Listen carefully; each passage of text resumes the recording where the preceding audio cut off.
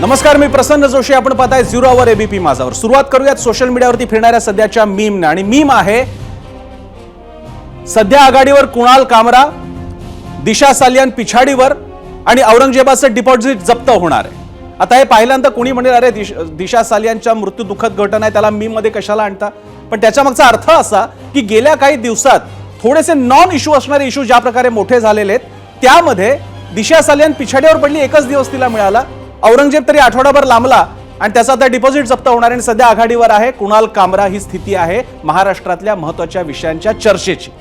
आता आणखी एक विधान तुम्हाला मी सांगणार आहे. महाराष्ट्राच्या विधानसभेत खोकेभाई आहेत आणि सगळे खोकेभाई, त्याच्यामध्ये अपवाद नाही केला, खोकेभाई आहेत. हे विधान जर का मी या कार्यक्रमाचा अँकर म्हणून जर का या कार्यक्रमात केलं तर माझ्यावर आणि या वाहिनीवरती हक्कभंग आणला जाऊ शकतो विधिमंडळाकडून. पण हे विधान राज ठाकरेंनी केलेलं आहे. त्यांच्यावरती कुणी काही बोलणार नाही, त्यांच्यावर कारवाई होणार नाही, कारण राज ठाकरे महत्त्वाचे आहेत, कारण मुंबई महापालिका तोंडावर आहेत. अन्यथा हा विधिमंडळाचा हक्कभंग आहे. विधिमंडळाच्या सन्माननीय सदस्यांना थेट खोकेभाई वगैरे म्हणणं हा त्यांचा अवमान ठरू शकतो, पण कारवाई करणार नाही, कारण तो मुद्दा नाहीये. पण कुणाल कामरा मुद्दा ठरू शकतो, कारण त्याच्यामध्ये आपला काही राजकीय फायदा आहे, वोट बँकेचं गणित आणि आपली एक अशी अस्मिता की जे एका दुर्बळ कॉमेडियन वरती आपण थोपवू शकतो, कारण तो दुर्बल कॉमेडियन आहे जो तुमच्या विरोधात उभा राहू शकत नाही. आता आपण काही विधानं घेऊयात आणखी की ज्याच्यामुळे आपल्याला कळेल की हा किती असा विषय आहे की ज्याच्यावरती आपल्याला चर्चा करावी लागते.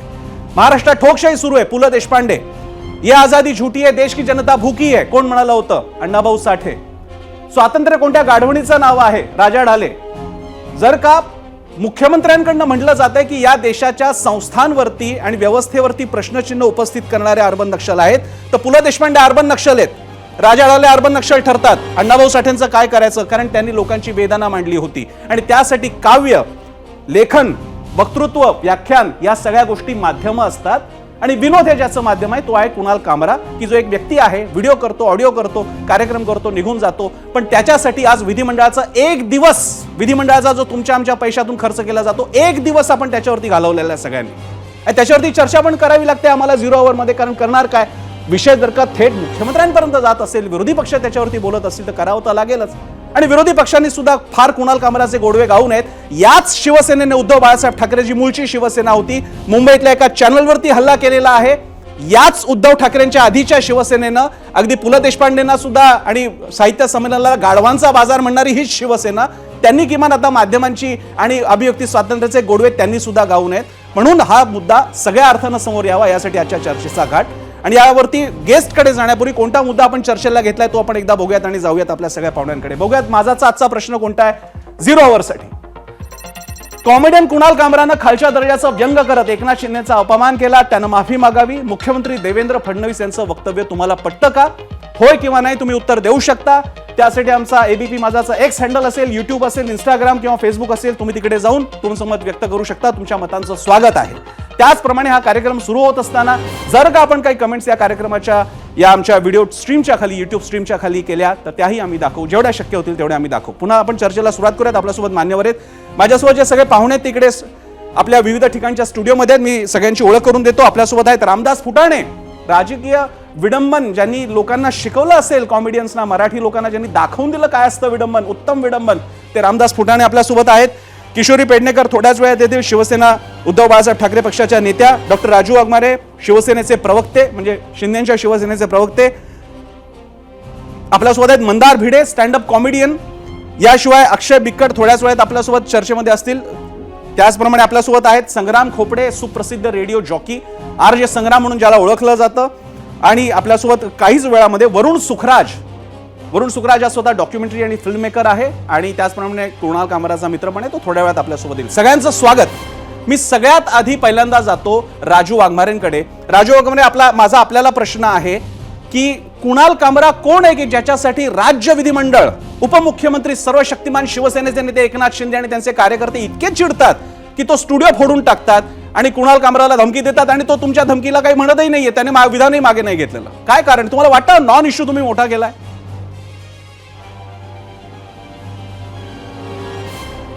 पहिली गोष्ट, हा नॉन इश्यू नाहीये. तुम्ही एक गोष्ट लक्षात घेतली पाहिजे की आपल्या भारताच्या राज्यघटनेला आणि राज्यघटनेने जे आपल्याला फंडामेंटल राईट्स दिलेले आहेत, परमपूज्य डॉक्टर बाबासाहेब आंबेडकरांनी संविधान लिहिताना फ्रीडम ऑफ स्पीच आणि फ्रीडम ऑफ प्रेसवर बोलताना त्यांनी स्वतः सांगितलेलं की फ्रीडम ऑफ स्पीच हे पूर्णपणे अभिव्यक्ती स्वातंत्र्य पूर्णपणे ऍब्सोल्यूट नसलं पाहिजे. त्यांनी गिटलोचा सुप्रीम कोर्ट US सुप्रीम कोर्टाचा 1925 सालच्या खटल्याचा संदर्भ दिला आणि जर तुम्हाला अभिव्यक्ती स्वातंत्र्य आपण पूर्ण दिलं तर त्याचे काय परिणाम होतात ते आता कुमाल कामराच्या घटनेवरून आपल्या लक्षात आलंच असेल. अभिव्यक्ती स्वातंत्र्य आहे म्हणजे तुम्ही समोरच्याची इज्जत त्याचा अपमान त्याला वाटेल तसं बोलून समाजामध्ये त्याची छितू करणार.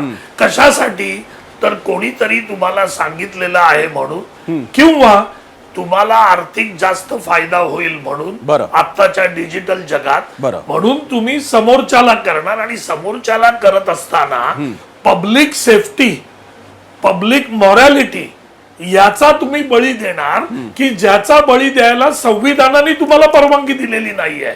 त्याच्यामुळे अभिव्यक्ती स्वातंत्र्यावर बोलत असताना परमपूज्य डॉक्टर बाबासाहेब आंबेडकर काय म्हणाले, संविधान काय म्हणतंय हे प्रत्येकाने वाचलं पाहिजे, याचा अभ्यास केला पाहिजे आणि मग कुमाल कामरा सारख्या एखाद्या फटकळ माणसाची बाजू घेऊन आपण त्याच्याविषयी बोललं पाहिजे असं माझं सगळ्यांसमोर मांडलेलं स्पष्ट शिवसेनेचं मत आहे. बरं, ठीक आहे. मला चर्चेचा टोन सेट करत असताना पहिल्यांदा सगळ्यांच्या मी प्रतिक्रिया घेईन आणि मग बाकीच्यांकडे येईन. मी वात्रटिकाकार, राजकीय विडंबनकार आणि माजी आमदार राहिलेल्या रामदास फुटाणेंकडे जाईन. रामदास फुटाणेजी, सगळा विषय आपल्या समोर आहे. आपल्याला हे बघताना नेमकी आपली पहिली भावना, प्रतिक्रिया काय? फुटाणेजी. तसं वाटण्याचं कारण असं की त्या घटनेनंतर लगेच काही नेत्यांनी त्याचा सपोर्ट केला. त्यामुळं लगेच त्यांचं ट्विटरवर आल्यामुळे लोकांना असं वाटतं की यांचा बोलूचा धनी जो आहे तो बहुतेक वेगळा असावा. दुसरी गोष्ट, मी ते ऐकलं ती क्लिप आज, ती जी भाषा आहे त्याची ती एका व्यक्तीच्या द्वेषापोटी. बरं, तुम्हाला जेव्हा विनोद करायचा असतो, व्यंग करायचा असतो, तेव्हा तो विसंगतीवर असावा, प्रवृत्तीवर असावा. परंतु कुठल्या तरी व्यक्तीच्या द्वेषापोटी असं लिहिणं, असं बोलणं, असं करणं हे चुकीचं आहे. बरं, आता मी अनेक वेळा व्यंग कविता लिहितो आणि माझे सगळेच मित्र आहेत, सगळ्याच पक्षातले लोक मित्र आहेत. पण ते लिहिल्यानंतर मी त्यांना भेटत असतो, बोलत असतो. कारण ते शेवटी कसं आहे की ते राजकारणात आहेत. राजकारण हे राजकारणाच्या जागी असतं आणि व्यंग चित्र, व्यंग कविता हा एक वेगळा प्रकार आहे. बरं, त्या व्यक्तिद्वेषापोटी किंवा कुठल्या तरी पक्षाच्या प्रचारासाठी असता कामा नये. आता कधी कधी काय कुठल्या तरी पक्षाच्या प्रचारासाठी केला असेल बरं, तर मग त्यात अतिशयोक्ती येते, त्यात द्वेष येतो, निंदा येते. हो, तसं होता कामा नये. आपल्याकडे जी व्यंगचित्र आहेत, बरं, आता आपल्याकडे कसं आहे की विनोद हा कुठे सुरू होतो, तो एक स्त्री पुरुष संबंधात विनोद असतात, नवरा बायकोच्या संबंधात हे सुरुवातीला विनोद असतात. नंतर हळूहळू ते विनोद राजकीय, हे जगातले सगळे राजकारणी बरं, हे व्यंगचित्राचे विषय असतातच कुठल्याही देशात गेलं तरी. तेव्हा जे सतत प्रसिद्धीच्या झोतात असतात त्यांच्यावर व्यंग लिहिणं, व्यंग कविता करणं, व्यंग गाणं लिहिणं, बरं, हे सगळीकडे चालू असतं. पण त्यात फक्त हे कामरा जो आहे त्याने ज्या पद्धतीने संपूर्ण ते 4-6 ओळी बघितल्या, बरं, तर त्या केवळ शिंदे साहेबांच्या द्वेषापोटी केलेल्या. बरं, दुसरी गोष्ट अशी की एखादा राज्यकर्ता जर रिक्षा चालवत असेल आणि तो मुख्यमंत्री झाला तर त्याचा अभिमान वाटला पाहिजे. एखादा गरीब माणूस तिथपर्यंत पोहोचतो ज्याला कोणतीही राजकीय पार्श्वभूमी नाही, तर एकनाथ शिंदे साहेबाबद्दल बोलताना उलट अभिमान वाटला पाहिजे की हा मनुष्य प्रतिकूल परिस्थितीतून तिथपर्यंत आलेला आहे. बरं, तर हे व्यंगकारांनी राज्यकर्त्यांचं मोठेपण लक्षात ठेवलं पाहिजे आणि विसंगतीवर लिहिताना त्यात कुठेही द्वेष येणार नाही याची दक्षता घेणं गरजेचं आहे. फुटाण्यांची सुद्धा एक भूमिका आहे. त्यांनी म्हटलेलं आहे राजकीय विडंबन ठीक आहे, मात्र प्रत्यक्ष व्यक्तीचं व्यंग असेल, काही पार्श्वभूमी असेल, त्याच्या विडंबन कदाचित अजेंडा सेटिंग सुद्धा असू शकतं. आणि त्यांनी एक प्रकारे कुणाल कामराचा अशा प्रकारे काही अजेंडा होता का यावरती शंका व्यक्त केलेली आहे. मी आता जाईन यानंतर मंदार भिडे यांच्याकडे. मंदार भिडे स्वतः स्टँडअप कॉमेडियन आहेत, म्हणजे ते त्या प्रोफेशनमध्ये, त्या व्यवसायात आहेत ज्याच्यामध्ये कुणाल कामरा आहे. मंदार, मला तुम्हाला विचारायचं आहे की ही सीमारेषा, हे व्यंग, राजकीय व्यंग, विडंबन, टीका टिप्पणी आणि नंतर अजेंडा सेटिंग, पॉलिटिकल हेत्वारोप करणं, याची सीमारेषा की बघायची कशी? तुम्ही या एपिसोडकडे कसं पाहता मंदार? मला असं वाटतं पहिली गोष्ट तर अशी आहे की हल्ली एक ट्रेंड झाली आहे की आपण जर विरोधी पक्षाबद्दल जर बोललो तर ते आर्ट आहे, आणि आपल्या स्वतःच्या पक्षाबद्दल बोललो तर हा पॉलिटिकल प्रोपागेंडा आहे. तुम्ही ज्या व्यक्तीबद्दल ही चर्चा चालू आहे त्याचे जुने जर व्हिडिओ तुम्ही काढले तर आय थिंक सगळ्या लोकांबद्दल टीका केलेली आहे. त्यात बरोबर चूक हे मी आता इकडे कमेंट देणार नाही.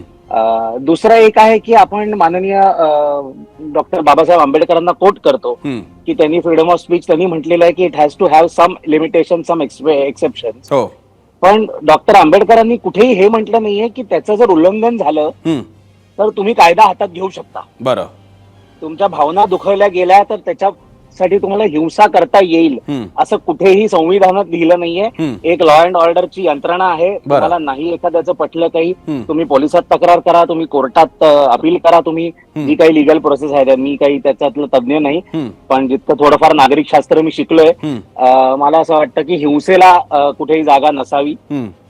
बरेचसे गोष्टी असतात ज्या डायलॉगनी रिझॉल्व्ह होऊ शकतात. आणि आय थिंक मला as a citizen of Maharashtra police आणि आपल्या लिगल सिस्टम वरती मला पूर्ण भरोसा आहे की कोणतीही अशी गोष्ट नाहीये देशात जी होतीये जी आपली न्याय व्यवस्था सोडवू शकत नाही. बरं, दुसरी गोष्ट ही आहे की मला असं वाटतं जशी पटकन प्रतिक्रिया येते मोठ्या लोकांकडून की हे अगदी खालच्या थराचं आहे, तसंच रस्त्यांच्या क्वालिटीवरती पण कमेंट यावी की हे खूप खालच्या थराचं कन्स्ट्रक्शन आहे, हे खूपच अनएक्सेप्टेबल काम आहे.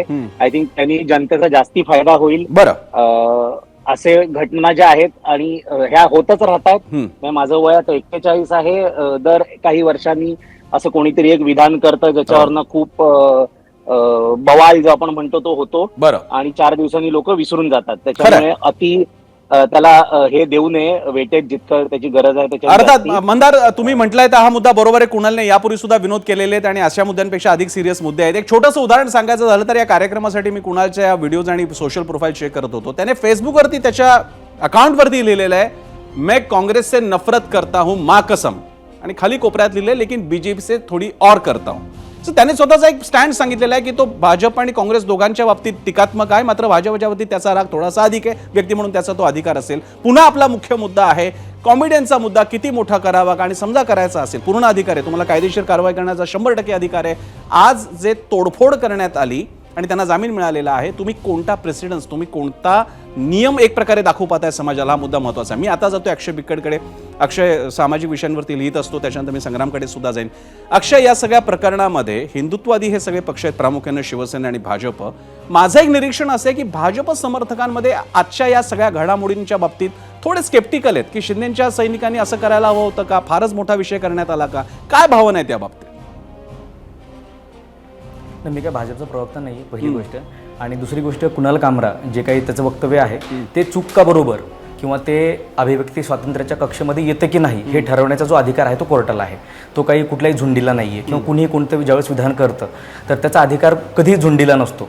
तर ते विधान चूक की बरोबर किंवा डिफेमेशन असेल किंवा कुठल्याही अभिव्यक्ती स्वातंत्र्याला जी मर्यादा घालून दिलेली आहे त्याचं उल्लंघन करतं की नाही हे कोर्टानं ठरवावं. हे झुंड ठरवू शकत नाही कुठलीही. जे कुणाल कामराच्या बाबतीत झालं किंवा कुणाल कामराच्या बाबतीमध्ये आजचे त्यांचे जे प्रवक्ते आहेत ते बोलत आहेत की घटनेनं एक व्यक्ती स्वातंत्र्य जरी दिलं असलं तरी त्याला काही बंधनं घातली आहेत, परंतु हीच लोक इतर वेळेला वेगळ्या अनुषंगाने बोलतात. म्हणजे कंगना रनौतचा विषय असेल तर आज उद्धव ठाकरे कुणाल कामराची बाजू घेऊन बोलतात, परंतु आधीच्या वेळेस म्हणजे ते सत्तेत असताना कंगना रनौतच्या त्यांनी सेम स्ट्रॅटेजी वापरलेली, तिच्यासोबत FIR दाखल केलेली, त्याचबरोबर त्याच्या घराची तोडफोड केलेली. सो हे दोन्हीकडनं होतं. तर सगळ्यात महत्त्वाचं आपल्याला हे आहे की यातनं आपण काय प्रेसिडेंट सेट करतो, आपण यातनं काय येणाऱ्या पिढ्यांसाठी हे दाखवतोय. सो अभिव्यक्ती स्वातंत्र्य ॲब्सोल्यूट असावं की नाही हा वेगळ्या चर्चेचा मुद्दा आहे. तो त्याचं वेगळ्या चर्चा होऊ शकते, परंतु त्याच्यावरती ही जी हिंसक प्रतिक्रिया आहे कुणाकडनंही येणं, कुणाच्याही बाबतीमध्ये अर्णब गोस्वामीच्या बाबतीमध्ये येणं असेल किंवा कंगना रनौतच्या बाबतीमध्ये येणं असेल किंवा आज कुणाल कामराच्या बाबतीमध्ये येणं असावं. आणि ज्यावेळेस तुम्ही पब्लिक लाईफमध्ये असता, पॉलिटिक्स सारख्या, त्यावेळेस तुम्ही काही निर्णय घेता, तुम्ही काही भूमिका मांडता, तुमची काही त्यामध्ये मतं असतात, त्यावेळेस त्याच्यावरती टीका होणं हे साहजिकच आहे. आणि जो शब्द किंवा ज्या शब्दाला आक्षेप म्हणून जी तोडफोड झालेली आहे, तर तो शब्द उद्धव ठाकरेंनी खूप वेळा वापरलेला आहे. मग उद्धव ठाकरेंच्या घराची काय तोडफोड नाही केली ना, मी उद्युक्त नाही करत तोडफोड करायला त्यांच्या घराची, परंतु मग कुणाला कामराज टार्गेट का, बरोबर, किंवा जर कॉमेडियन्स आणि कॉमेडियन्सला सिरियस किती घ्यायचं हे पण महत्वाचं आहे. कॉमेडियन्स असतील किंवा विडंबनकार असतील, त्यांचं एका विडंबन किंवा शैली आहे, ते त्यातनं ते व्यंगावर टीका करणं असेल किंवा ह्या गोष्टीवरती टीका करणं असेल, त्याचं आपण स्पोर्टिवली घेतलं पाहिजे.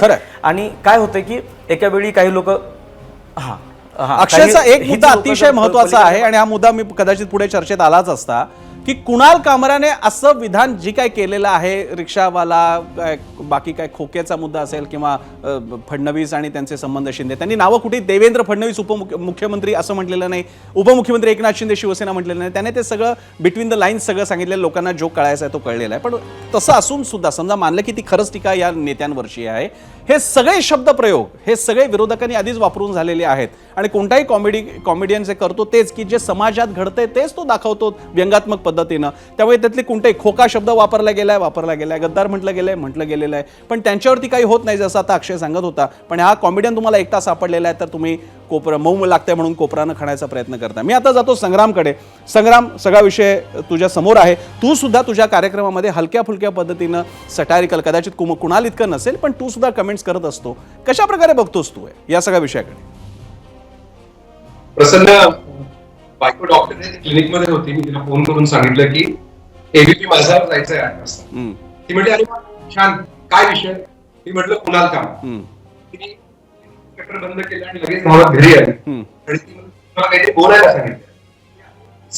खरं तर त्याचं ट्रॅफिक बंदूनच सगळीकडे फिरणार आहे की माझा आणि कुणाल कामराचा काही संबंध. मी जे बोलतो त्यांनी राजकीय पक्षाबद्दल बोलत नाही, तुमच्या लिहिल्याबद्दल मी काही बोललेला तर ते आहे असं वाटतं. कारण काय अशा घटनांमध्ये चिलिंग इफेक्ट आजकालची जनरेशन जे चिल करण्यामध्ये तसा नाही, अक्षरशः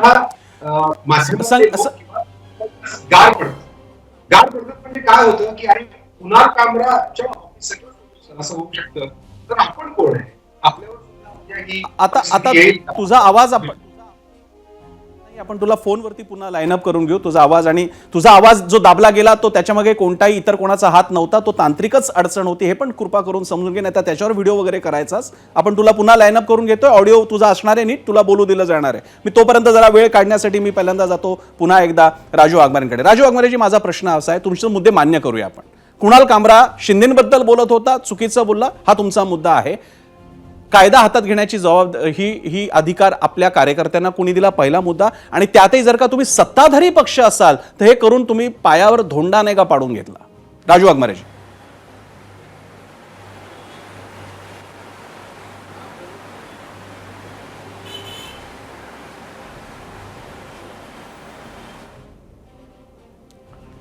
राजू वाघमारेंशी आपला संपर्क होत नाहीये, त्यांच्याकडे सुद्धा जो आहेत. आता किशोरी पेडणेकर आहेत आपल्यासोबत, उद्धव बाळासाहेब ठाकरे शिवसेना पक्षाच्या नेत्या.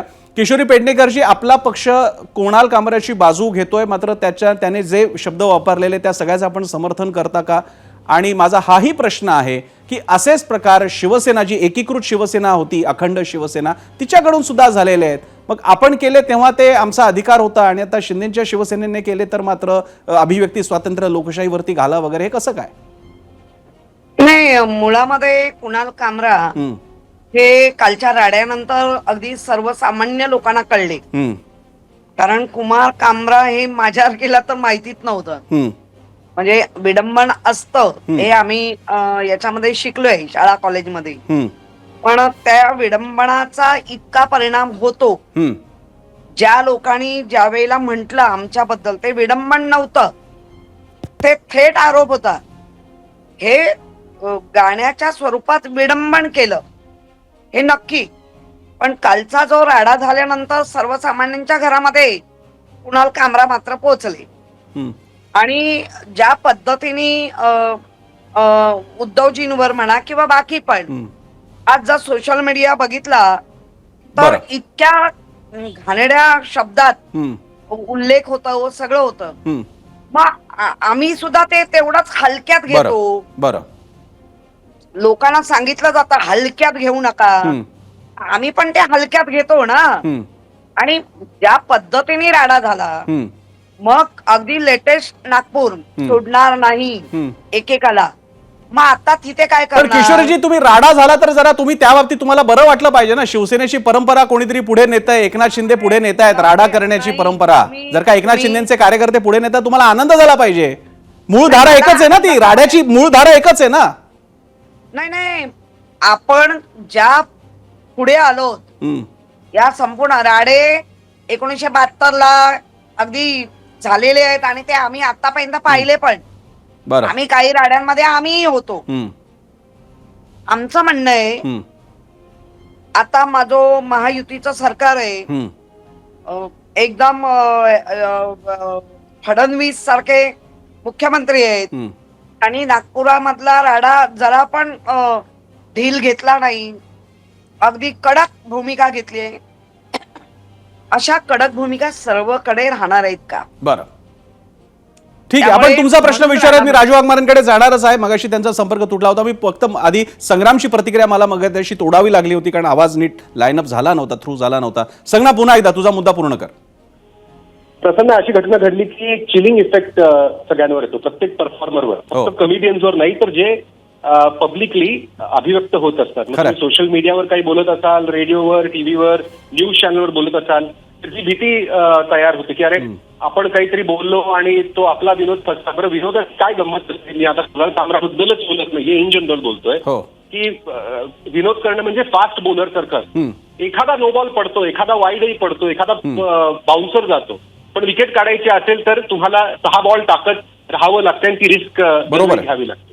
पब्लिकली बोलत असताना अशा गोष्टी होतात आणि कुठलाही जगातला कुठलाही विनोद तुम्ही घ्या, तो सरसकट 100% लोकांना आवडेलच, पटेलच, त्यावर हसतीलच, असं कधीच होत नाही. किंवा कोणी ऑफेंडच होणार नाही, भावना दुखवणारच नाहीत असंही कधी होत नसतं. तर माझी पहिली रिॲक्शन ही आहे की एक डिस्क्लेमर मलाही आता घेऊन फिरावंसं वाटतंय की मी जे बोलणार आहे त्याचं तुम्हाला वाईट वाटलं तर मी मुद्दामून बोलत नाहीये, तुमच्या भावना दुखवण्याचा काही हेतू माझा नाहीये, आणि काही चूकभूल झाली तर माफ करा, असं प्रत्येकाला थोडंसं आतून वाटावं लागतं आणि सेल्फ सेन्सरशिप चालू होते. बरं. आय थिंक तेच सगळ्यात भयानक आहे. मी अक्षयकडे जातो. अक्षय, एक मुद्दा तुझ्याकडे सुद्धा यासाठी की ही सेन्सॉरशिप ही काही फक्त महायुतीमध्ये घटना घडतायत अशा नाहीत. काँग्रेसच्या बाबतीत किस्सा कुर्सी का या फिल्ममध्ये इंदिरा गांधी संजय गांधींबद्दलची टिप्पणी होती, त्याच्यावरती सुद्धा अडचणी आणण्यात आला. या नंतरच्या अनेक कादंबऱ्या असतील, तस्लिमा नासरीन असतील, यांच्या पुस्तकांवरती आणि त्यांच्यावरती बंदी आणली. तो काळ काँग्रेसचाच होता. इथपासूनचा इतिहास आहे. मग आपण युती सरकारच्या काळात तेव्हा शिवसेनेचं वागणं कसं होतं याची उदाहरणं तर मी मगाशी मीच सांगितली. चॅनलवरती हल्ला झालेला आहे, वृत्तपत्रांवरती असेल धमक्या दिल्या गेलेल्या आहेत, नाटकाची नावं बदला आहेत, चित्रपटाची नावं बदला, डायलॉग काढून टाका, हे सगळं पाहिलेलं आहे. माझा प्रश्न असा आहे, या इतिहासाच्या पुढे जाण्याची संधी या महायुती सरकारला होती. आधीकडे बोट दाखवता येत नाही, सरकार आता या विचारांचं आहे. इथे मात्र कधी चित्रपटाच्या बाबतीत, कधी हे असल्या कुणाल कामराच्या बाबतीत हे नॉन इश्यू सरकारमध्ये अडकत चालले स्वतःच्या पेचामध्ये. एक मला तुमच्याकडे अशी कमेंट व्हावी आहे मला, अक्षय, आदित्य ठाकरे म्हणतायत की हा एकनाथ शिंदेच्या शिवसेनेने केलेलं कृत्य फडणवीसांना गृहमंत्री म्हणून बदनाम करणार आहे. काय वाटतं तुम्हाला? नाही, याच्यावरती काही मला माहिती नाही. आदित्य ठाकरेंचं स्टेटमेंट मी ऐकलेलं नाहीये. परंतु सगळ्यात महत्त्वाचं काय याच्यामध्ये की आज जी लोक कुणाल कामराने जे काही वक्तव्य केलंय किंवा त्याच्या बाजूने जे बोलत आहेत, हीच लोक काही महिन्यांपूर्वी केतकी चितळे असेल किंवा तिने फक्त कविता शेअर केली होती, त्याच्यावरनं तिच्यावर जो काही म्हणजे हे झालं, त्याच्यावरती जी काही कारवाई वगैरे झाली. सो बेसिकली काय होतंय की दोन्हीकडनं आलटून पालटून होतंय हे. म्हणजे एक वेळा इकडचे लोक म्हणतात की अभिव्यक्ती स्वातंत्र्य ॲब्सोल्यूट पाहिजे, इकडचे म्हणतात फक्त आमच्या नेत्यावरती काही बोलू नका, बाकी तुमचं अभिव्यक्ती स्वातंत्र्य ॲब्सोल्यूट असू द्या, हे असं होतं. सो बेसिकली तुम्ही जे म्हटलं मुद्दा आता तो बरोबर आहे की या सरकारला ही संधी होती, म्हणजे एकनाथ शिंदेच्या याला पण यांना की एक चांगला पायंडा पडू शकत होता आणि विनाकारण इतका ह्याचा इश्यू करण्याची गरज नव्हती की आज भारतामध्ये किंवा आज महाराष्ट्रामध्ये इतके सारे इश्यू ऑलरेडी पेंडिंग असताना इथं अशा कुठले अगदीच नॉन इश्यू एका कॉमेडी इश्यू मध्ये एक जोक केला, याच्यावरनं इतका मोठा इश्यू करण्याची किंवा तोडफोड करण्याची, नासधूस करण्याची गरज नव्हती. जर भावना दुखावल्याच असतील तर तुम्हाला त्याच्यावरती लिगल ऍक्शन घेण्याची सुविधा आहे. तुम्ही कोर्टात जाऊ शकत होते, तुम्ही त्याच्यावरती डिफेमेशनची केस करू शकत होते, इतरही मार्ग होते. परंतु हा जो पायंडा आहे म्हणजे आधीच पडलाय, तो काही आज यांनी पाडलेला नाहीये. याच्या आधी खूप वेळा वृत्तवाहिन्यांवरती हल्ले झालेले आहेत, पत्रकारांवरती झालेले आहेत, कॉमेडियन्सवरती झालेले आहेत. सो हे होतं चालेल, परंतु हे कुठेतरी थांबलं पाहिजे आणि याला कुठेतरी स्पोर्टिली घेतलं पाहिजे किंवा ह्याला किमान इग्नोर तरी करता आलं पाहिजे. आणि जर फारच भावना दुखवल्या असतील तर लिगल मार्ग याचा अवलंबिला पाहिजे. अक्षय, तुमचे मुद्दे अत्यंत महत्त्वाचे आहेत आणि योग्य आहेत. आपण सहमत आहोत. तुम्ही केतकी चितळेचा मुद्दा म्हणाला, मी त्याही बाबतीत सहमत आहे. तिलाही जे जे बोलायचे ते बोलायचा अधिकार आहे आणि त्याचप्रमाणे जबाबदारीच मांडायची म्हटली तर सदाभाऊ खोत, कदाचित राहिलं असेल नाव, सदाभाऊ खोत, गोपीचंद पडळकर यांनी शरद पवारांच्या शारीरिक व्यंगावरती केलेल्या टिप्पण्या, मला खात्री आहे तुम्ही सुद्धा याबाबतीत सहमत असाल की अशा प्रकारची विधानं करता कामा नयेत आणि ती कोणत्याही बाजूने करता कामा नयेत. याबद्दल आपण एकाच मताचे असू असं मला वाटतं. आणि संग्राम खोपडेला काहीतरी मुद्दा मांडायचा. संग्रामकडनं मी नंतर पुन्हा एकदा मंदार आणि बाकीच्या गेस्टकडे जाईल. संग्राम. प्रसन्न, आपण सहसा पॉलिटिकल पार्ट्यांचे कार्यकर्ते एकमेकांच्या कामाच्या ठिकाणी जाऊन तिथे तोडफोड करणं आपण बघत नाही. फार रेअरली ते असं होतं. एक कमेडियन हा सॉफ्ट टार्गेट असतो म्हणून त्यांना जावंसं वाटतं. पण दुसरा मुद्दा असाही आहे की कदाचित आपण समोरच्या 4 लोक घेऊन जावं, समोरच्या पार्टीच्या ऑफिसची तोडफोड करावी, तर उद्या 5 लोक तिकडून समोरून येतील आणि मग हे सायकल चालू राहील, हे माहिती असतं. आणि दुसरं म्हणजे कदाचित उद्या आपला नेता जर तिथे गेला तर ते ऑफिस जे आपण आज सोडलंय तिथे जाऊन आपल्याला काम करावं लागणार की काय, असंही होऊ शकतं. संग्राम, हे खरं, मी मगाशी सुरुवातीला कदाचित तू कनेक्ट झाला नशील, राज ठाकरेंनी तर मोठं विधान केलेलं आहे. विधिमंडळामध्ये खोक्याभाई बसलेले आहेत. आता खोक्याचा संबंध काय आहे अख्ख्या महाराष्ट्राला माहिती आहे, कोणते खोके किती ओके ते सगळ्यांना माहिती आहे. त्यामुळे असं म्हणून खरं तर तो विधिमंडळाचा अवमान ठरू शकतो. पण राज ठाकरेंबद्दल कोणी काय बोलणार नाही. इकडे कॉमेडियनला पकडता येतं. एक कॉमेडियन एक विदूषक आहे, त्याला पकडणं सगळ्यात सोपं आहे, त्याचा बळी जाणं सगळ्यात सोपं आहे. मी ब्रेकवर जाण्यापूर्वी आणखी एक कमेंट घेईन. मी पुन्हा राजू वाघमारेंकडे येतो कारण मगाशी त्यांचाही आवाज कट झाला होता.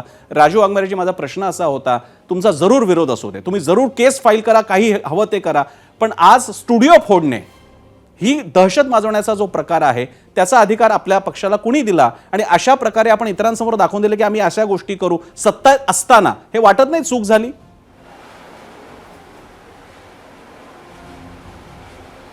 नाही, सगळ्यात पहिली गोष्ट प्रसन्नाची, ही कोणत्याही परिस्थितीत चूक नाहीये. शिवसैनिकांनी जे केलं ते त्यांच्या नेत्याला एखाद्याने जे बोलला त्याच्यामुळे त्यांच्या भावना दुखावल्या. त्याच्यामुळे शिवसैनिकांकडून मगाशीच कोणतरी बोललं झुंड येते, तर झुंडीला तुम्ही कसा आवर घालणार, त्यांच्या भावनांना कसा आवर घालणार.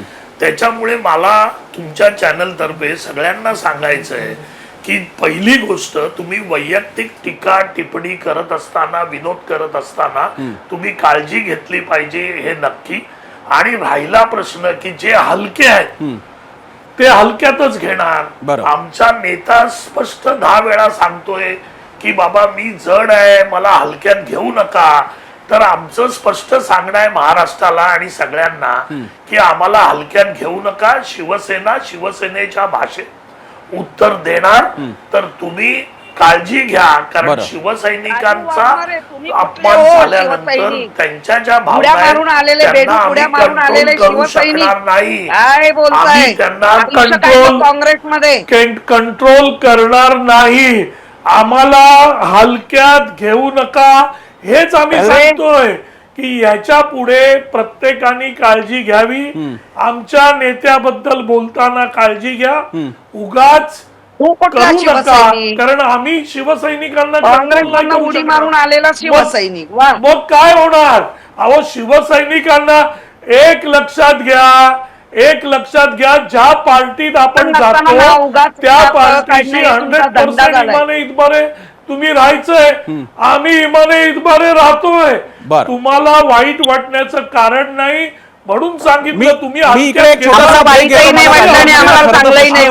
पण मी एक छोटासा ब्रेक घेणार आहे आणि राजू वाघमारेंनी फार गंभीर, राजू वाघमारे एक तर वरिष्ठ नेते आहेत, त्यांचा राजकीय इतिहास वेगळा भाग आहे, पण ते राजकारणात मुरलेले नेते आहेत आणि ते म्हणतात आम्ही आमच्या कार्यकर्त्यांना आवरणार नाही, त्यांनी केलेलं कृत्य चुकीचं नाही, हे ते अधिकृत वाहिनीवरती सांगतायत. ज्याचा अर्थ असा, आणि त्यांना मला हा प्रश्न विचारायला आवडेल, मग याच न्यायाने उद्या काँग्रेस, राष्ट्रवादी काँग्रेस, शरदचंद्र पवार किंवा कोणत्याही राजकीय पक्ष संघटनेने आमच्या भावना दुखल्या आम्ही ठोकून काढणार, राडा करणार, तर मग आपल्याला गृह खातं ठेवायचं की नाही ठेवायचं? संग्राम, या सगळ्या मुद्द्यामुळे जे मला आणखी एक वेगळाच मुद्दा की जो ज्याच्याकडे कोणी बोलत नाहीये, ज्या स्पेसची मोडतोड झाली हॅबिटॅटची, त्यानंतर आता अशा कॉमेडी कार्यक्रम, विडंबन अशा कार्यक्रमांना स्पेस देणं बंद होईल का? पुण्यातल्या एका आघाडीच्या डिजिटल प्लॅटफॉर्मने आपला असा शो, थोडा ॲडल्ट कॉमेडीचा शो होता, तो पोस्टपोन केलेला आहे आणि मला नाही वाटत तो परत येईल. या सगळ्यावरती गदा येईल का रे? एक सेल्फ सेन्सॉरशिप लागू होईल सगळीकडे, ब्लँकेट? हो, नक्कीच प्रसन्न, यात काहीच वाद नाही. मुळात एक तर काही दिवस कॉमेडी शोज थोडेसे बंद होतील, मग त्याच्यानंतर तुम्ही नेमकं काय बोलणार आहात हे अनेक वर्ष आता चालूच आहे की तुमची स्क्रिप्ट आम्हाला द्या. मग या स्क्रिप्ट मध्ये हे तीन विनोद आम्हाला नको आहे, बरोबर, हे वगळून मग तुम्ही बाकीचं बोला. हे एनिवे होतच आहे. आणि अशा घटनांवर अर्थातच कोण व्यावसायिक म्हणेल की ठीक आहे मी रिस्क घेतो आणि सगळं मोडलं तर चालेल, डबल इन्शुरन्सचा नियम वगैरे काहीतरी द्यायला लागतो. तर प्रेक्षकांनी तरी का जावं मग अशा कार्यक्रमांना की होणार असेल हे नंतर झालेलं आहे. आधी जर माहिती कळली आणि ऐनवेळी कोणी येऊन तिथे धुडून घातला तर काय करा. पण प्रसन्न, मी म्हणतो की आपल्याला असं प्रपोजल सगळ्यांना देता येईल का, सगळ्या मान्यवर मंडळींना महाराष्ट्रातल्या, की तुमच्याबद्दल जर एखादा विनोद कोणीतरी केला आणि तो तुम्हाला आवडला नाही तर तुम्ही काय कराल? तुम्ही निषेध व्यक्त कराल, तुम्ही फोन करून सांगाल की हे बरोबर नाही, तुमचं असं नाही बोलायला पाहिजे, का तुम्ही इतर डेफेमेशनची, मानहानीची केस, दावा वगैरे तुम्ही कोर्टात हे कराल, तुम्ही FIR करायला जाल, कंप्लेंट करायला जाल. हा सगळं स्पेक्ट्रम आपल्याला तयार करावं लागेल की कोणाबद्दल बोललं तर मार खायची वेळ येणार नाहीये किंवा नाही आम्हाला आवडतात येणार नाहीये, भावना आहेत, उद्रेक आहे, हे आपण चार्ट करू म्हणजे सोपं जाईल सगळ्यांना महाराष्ट्रात बोलणं. हा पण इंटरेस्टिंग मुद्दा आहे. म्हणजे मला माहिती आहे हे पण एक विडंबन आहे. म्हणजे संग्राम हे म्हणताना सुद्धा एक सटारिकल अँगलने म्हणतोय मला कळतंय, पण कदाचित अशीच वेळ येईल का की विनोद करताना एक मास अपील की तुमच्या भावना दुखावणार नाहीत आणि दुखावल्यास आम्ही जबाबदार नाही वगैरे वगैरे, अस्वीकृती, डिस्क्लेमर. मी पुन्हा राजू वाघमारेंकडे जातो. राजू वाघमारे, तुम्ही मगाशी असं म्हणालात की आम्ही आमच्या सैनिकांना रोखणार नाही आणि जे केलं ते बरोबर आहे. माझा आपल्याला प्रश्न असा आहे की यापुढे कोणतीही संघटना, छोटी गल्लीतली असो नाहीतर थेट पक्ष असो, आमच्या भावना दुखावल्या नावाखाली जर का तोडफोड करू लागले तर आपण शांत बसायचंय, आपण काहीच नाही बोलायचं, असं तुमचं म्हणणं आहे? म्हणजे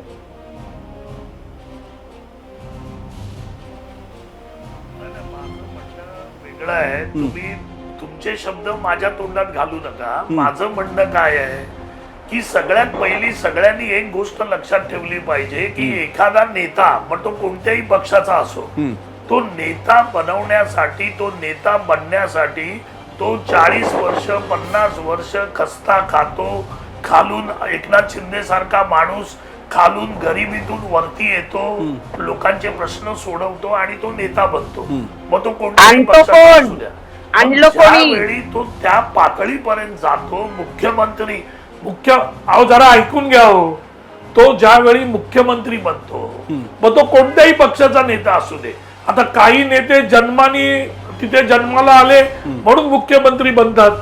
आम्ही सगळ्या नेत्यांबद्दल बोलतोय की जो नेता बनतो त्या नेत्याला तुम्हाला असं विडंबन करून, वैयक्तिक बोलून त्याचा इन्सल्ट आणि अपमान करण्याची गरज काय?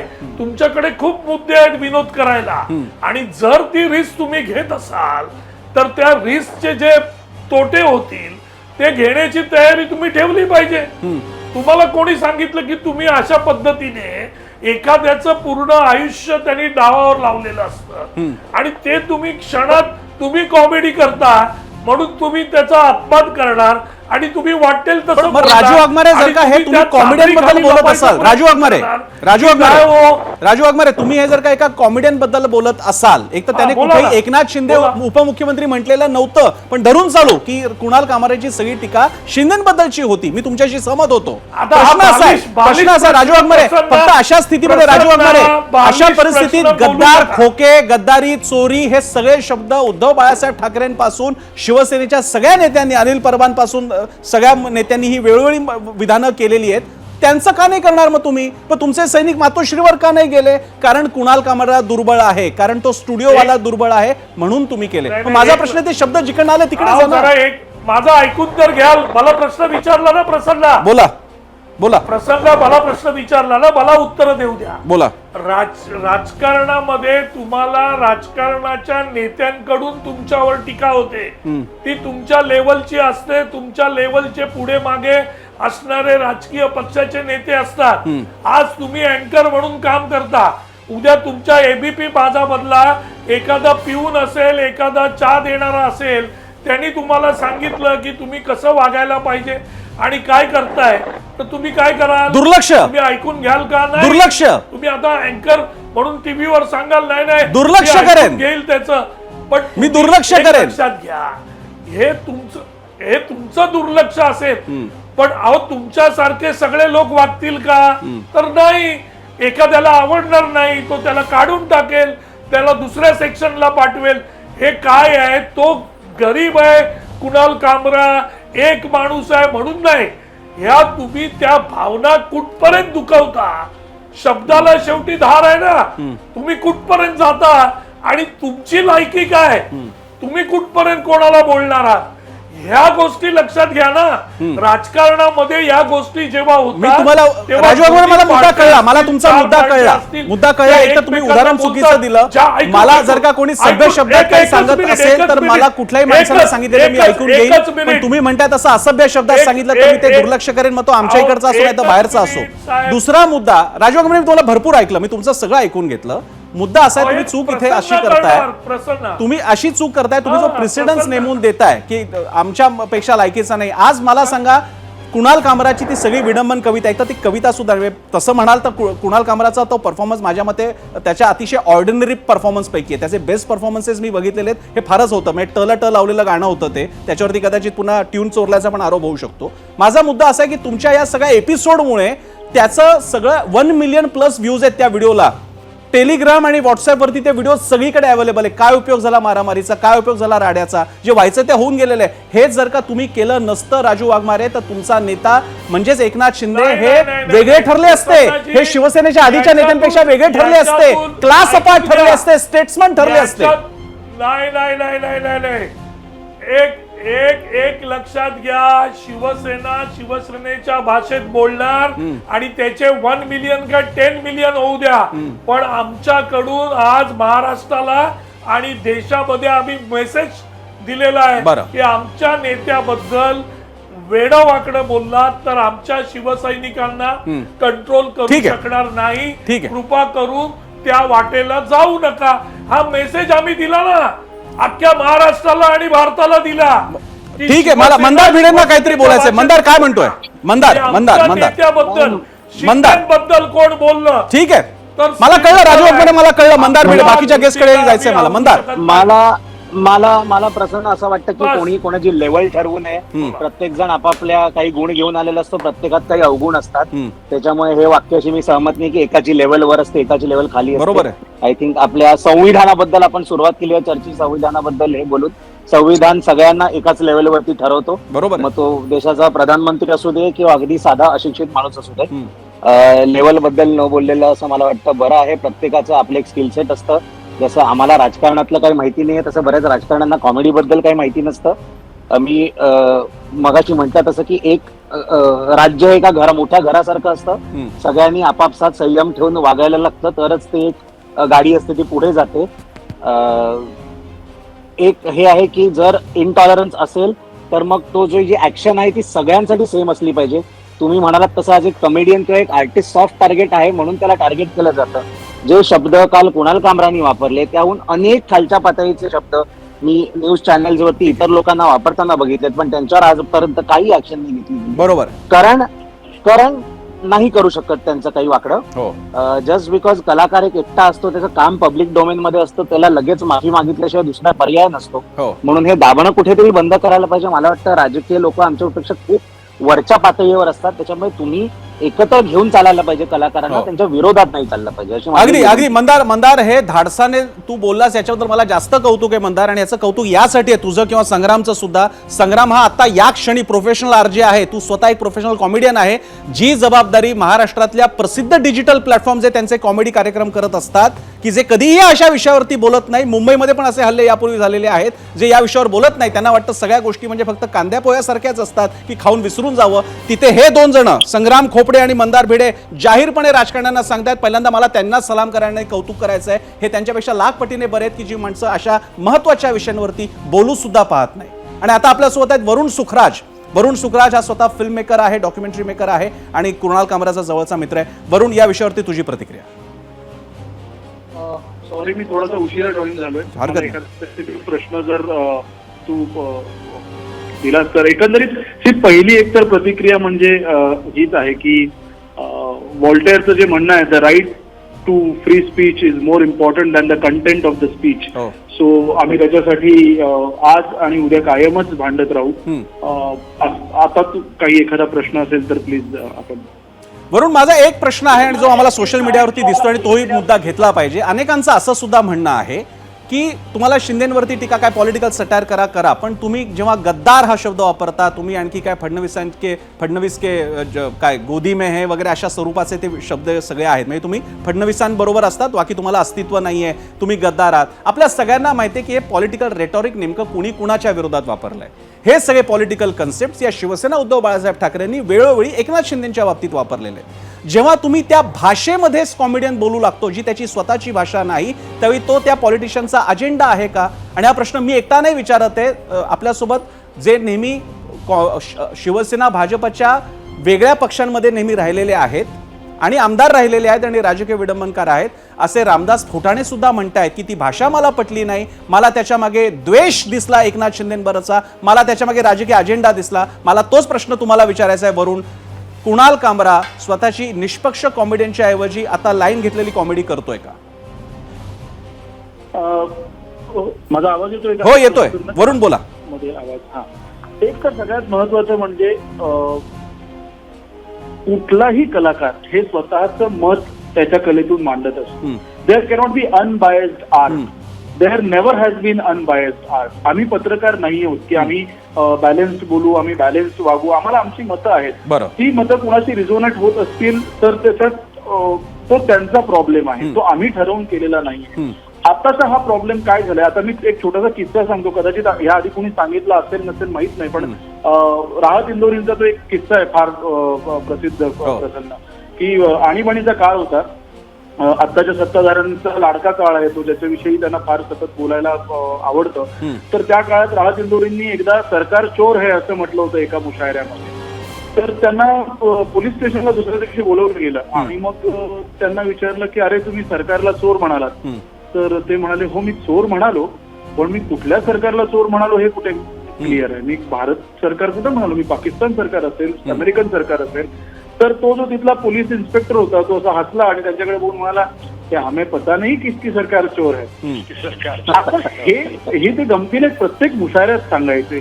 मुद्दा असा आहे की कलाकार कायम रिझोनेट करत असतो जे आजूबाजूला घडतंय, जे आजूबाजूचं रेटॉरिक आहे त्याला ते आम्ही ठरवलेलं नाहीये. आणि बरं, कलाकार म्हणून तू जे आता मगाशी म्हणालास मी ती एक लाईन ऐकली, कविता म्हणून ती अजिबात मीटरमध्ये नाहीये.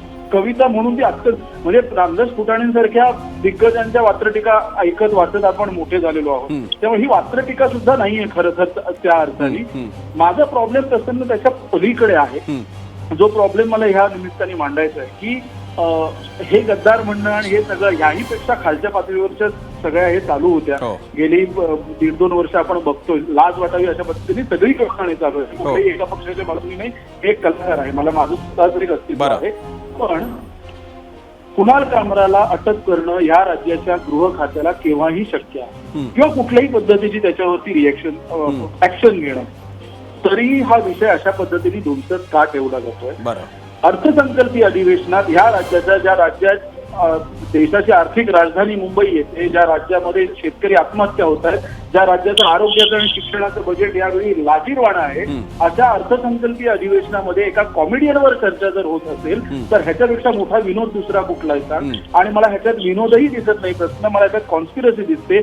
सतत ह्या पद्धतीची चर्चा घडवून आणून हे बघ प्रसन्न, हे मला वाटतं इथे बसलेले सगळे दिग्गज निकष मान्य करतील की सध्या सत्ताधाऱ्यांच्या इच्छेशिवाय कुठलाही विषय धुमसत ठेवणं मीडिया किंवा सोशल मीडियावर हे शक्य नाही. बरं आणि जर हा धुमसत ठेवला जात असेल या सगळ्यानंतरही म्हणजे पोलिसांनी पुढलं तो विषय वेगळा राहिला हो. तर त्याच्या मागचं इंटेन्शन काय आहे हा माझा पहिला प्रश्न आहे.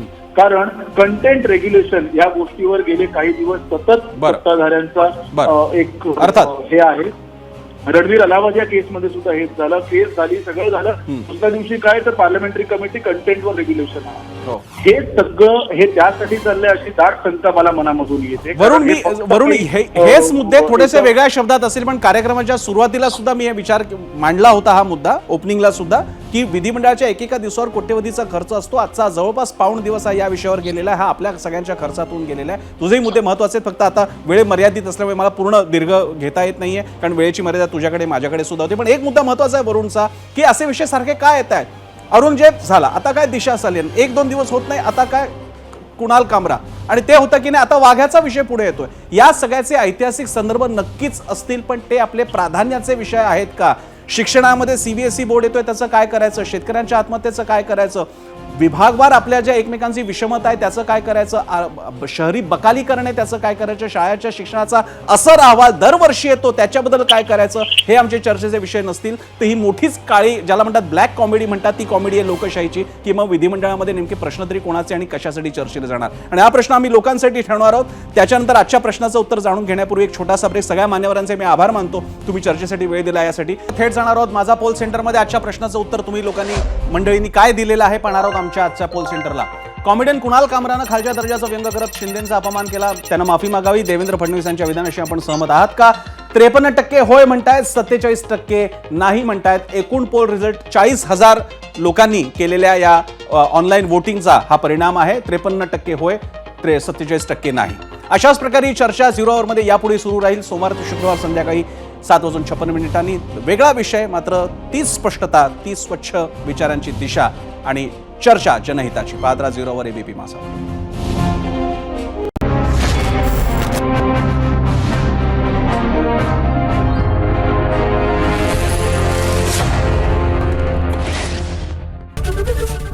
एबीपी माझा, उघडा डोळे बघा नीट.